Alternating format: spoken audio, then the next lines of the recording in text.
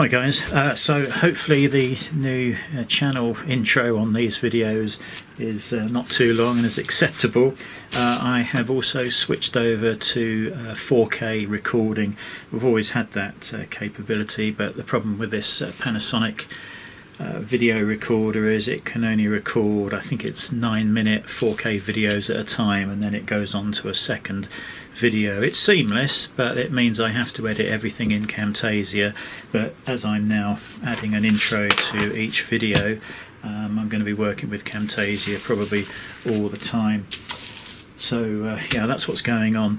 Over the past 3 or 4 weeks, I've kind of discovered the laser cutting and engraving world, and it's obviously been popular for years and years. I never really looked at it before.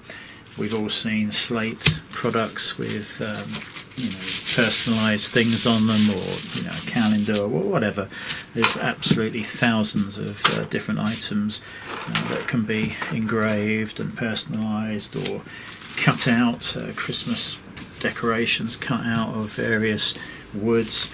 So as I say, I've been looking at it for the last few weeks, and I've been not unsurprised but quite shocked by the level of lax safety, I guess is what I'm trying to say, with these hobby machines. There are loads of hobby machines out there, and when I say hobby, I'm talking eBay, Amazon machines. There's a number of top brands, X-Tool, Atom Stack, various others, and you can spend up to a few £1,000, £2,000 if you want all of the bits and pieces, like air assist and fume enclosure, that sort of thing.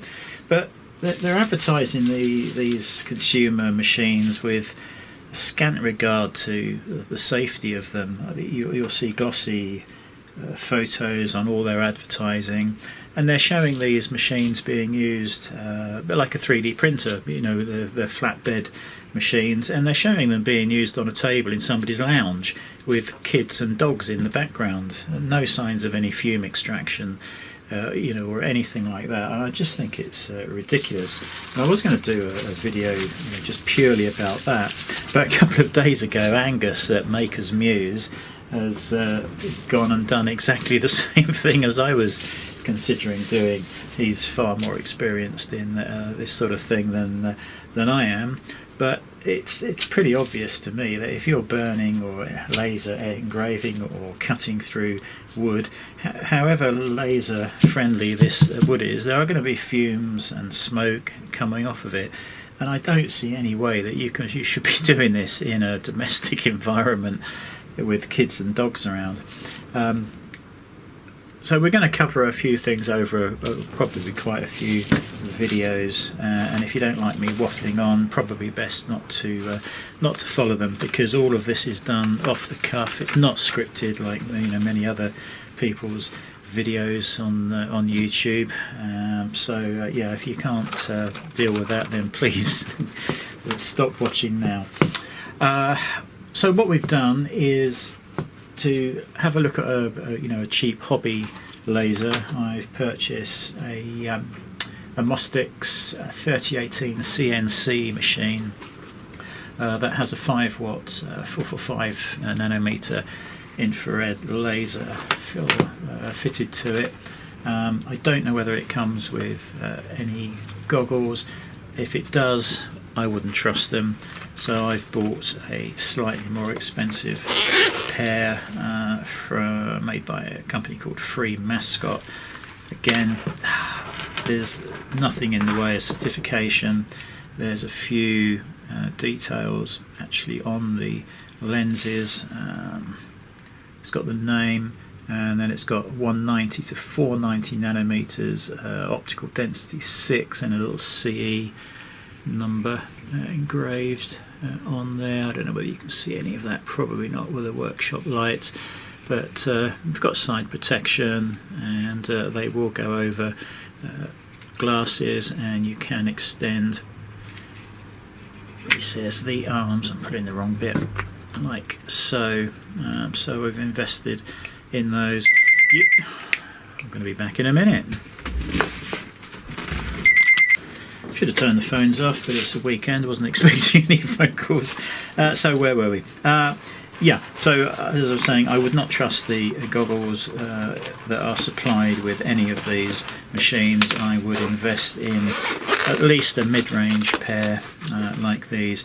If you go to a company like RS Components, you can find them for, up to £400-500 with all sorts of EN certification and that sort of thing. But I'm not sure we're at that level. You've got to protect your eyes, but I'm hoping these will do the job. But it's a tricky one.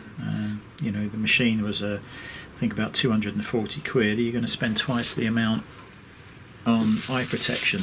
I certainly know that most of the consumers that are buying these things will not be. Yeah, make sure you have all of the safety glasses in place. So we're going to be doing an unboxing and setup of that on another video, but I just wanted to initially cover the safety. That I do not think you should be using these in a domestic situation without. You need to have fume extraction, good ventilation, and you'll not be breathing any of this stuff in, whether it says it's the laser safe material. Anyway, on to an order I placed with a company that of many things they do. They supply laser engravable items at a very reasonable price. It's a company called, I don't know how you pronounce this, it's either Kitronic or Kitronic. I prefer Kitronic, so that's how I'm going to go with the pronunciation. And what I've done here is bought a selection of slate items. They're rough cut, and then I bought a few boards. So we're just going to have a little look. I have bought 10 of these. These are just simple signs that hang up on the wall, and obviously you could engrave both sides. As I say, they are rough cut, and after cleaning and engraving, I believe you can apply various products to seal these if you want. I think certain products will enhance the actual laser etching, laser engraving. So we have 10 of those signs. Now I also should mention that this market seems to be very much flooded with people doing this sort of thing. Now if it's just a hobby, that's one thing. If it's a business you're thinking of starting, you may be very well advised to check the prices of what you'd like to buy and sell and see what the competition's like. We've already got an established eBay shop and an online shop covering this sort of a thing. We've got probably a few hundred items that can be that could benefit from being engraved or personalised.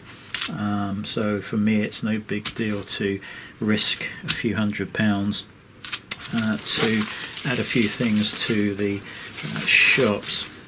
That is a large table mat. All of these coasters and mats have these rubbery foam feet applied, again rough cut.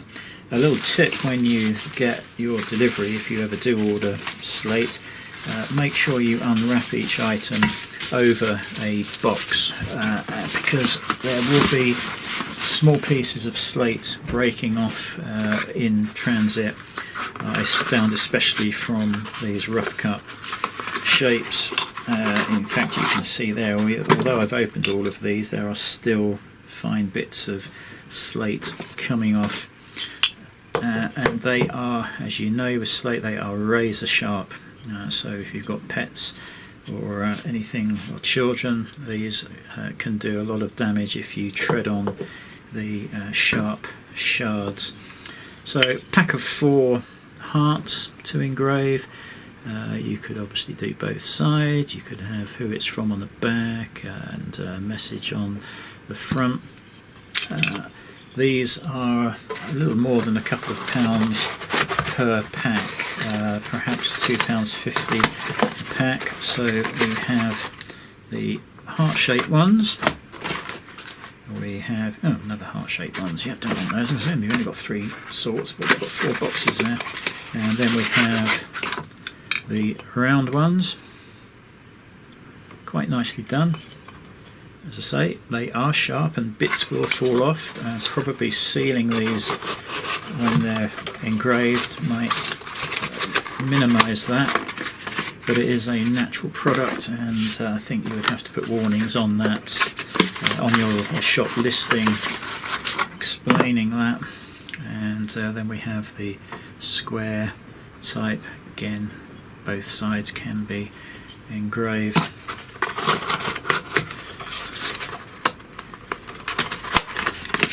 Now, one of the things I was quite keen to, let me just get rid of this slate into the bin before I go treading on it, as the dogs do.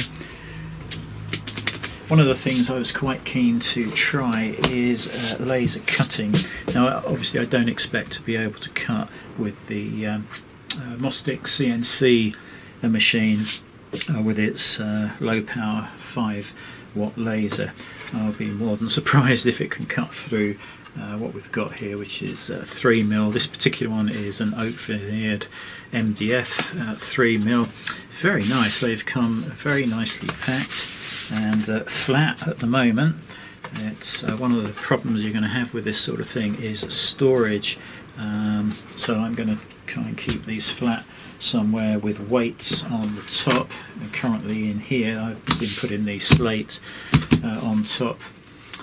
But I'd like to cut out Christmas shapes to hang on the Christmas tree. They seem to be extremely popular at the moment. Now, whether they get embellished with anything, that will be down to somebody else with some artistic skills. Me, no, I'm afraid I don't have any.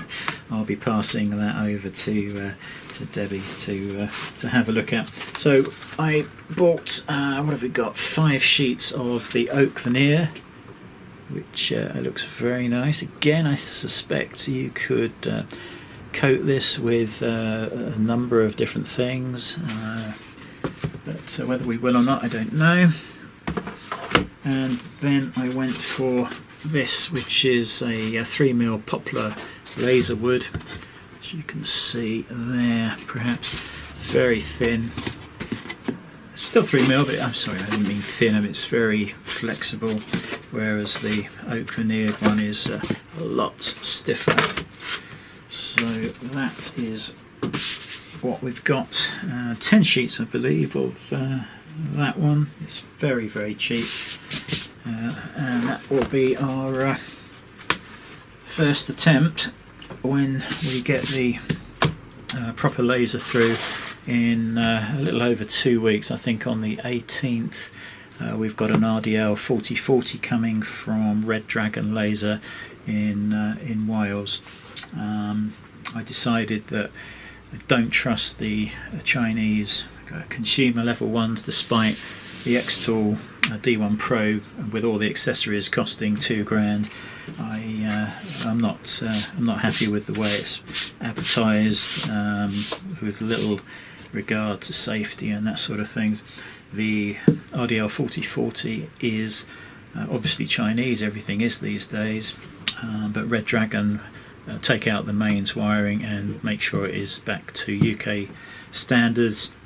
They deliver, they install, and they train, all included in the price, which I think currently at the moment is £19.95 total.